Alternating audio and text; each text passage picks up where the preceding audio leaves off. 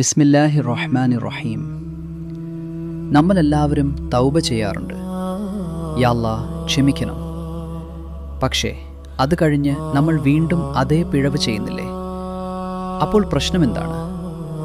തൗബ വാക്കുകളിൽ മാത്രമാണ്, ഹൃദയത്തിലല്ല. യഥാർത്ഥ തൗബക്ക് 3 കാര്യങ്ങൾ വേണം. 1. പിഴവ് നിർത്തണം. 2. അതിനായി ഖേദിക്കണം. 3. വീണ്ടും ചെയ്യാതിരിക്കാനുള്ള തീരുമാനമെടുക്കണം.